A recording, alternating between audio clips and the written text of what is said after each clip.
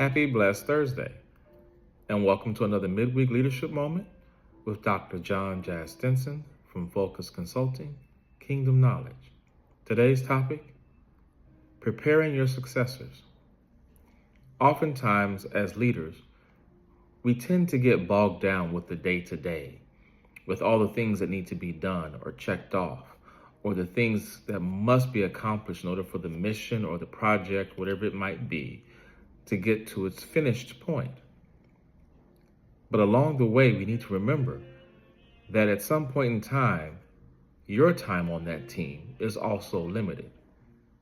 And so we must be cognizant of who are we preparing, why are we preparing them, what are we showing them, and how are we empowering them to lead in our absence, and especially at the point in time where it's time for us to move on or move up, and time for them to move into the position we were just in. My mantra has always been, when I've been in a leadership position, that if I'm sitting in this position too long, I'm holding up the progress of those that I'm responsible for. But also from a different perspective, we see this principle carried out in the scriptures in several places, several examples. Take, for instance, Moses and Joshua. Moving on from them, Elijah and Elisha.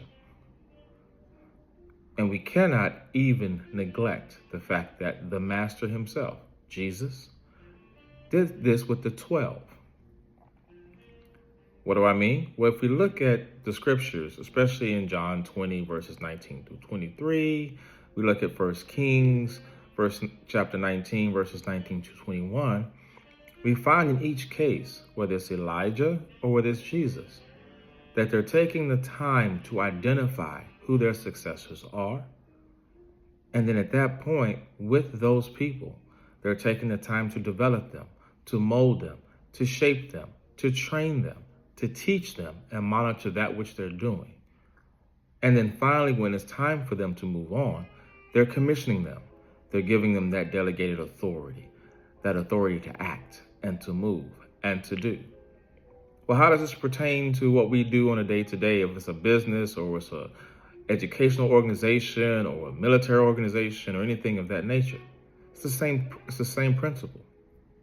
You need to select those folks who you're going to pour into. But you need to do it from a perspective of this understanding. Don't consider their status or current status. Consider their potential to serve and to lead. The same way that you were chosen, make sure you're choosing them. The second thing is, as time permits, as tasks come up, you need to delegate some authority to them to perform functions.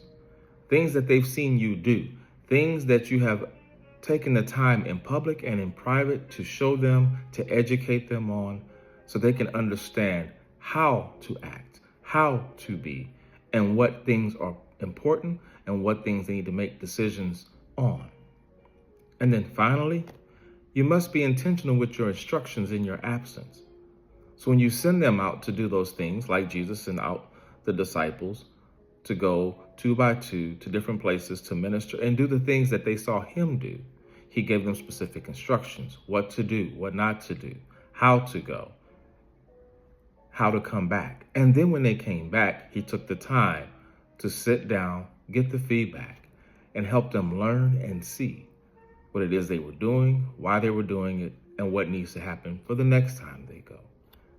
Especially when it came time for him to make his transition, he understood, I need to spend some more time with them and sit down and impart into them those things which must be done so that they can finish the course, finish the race.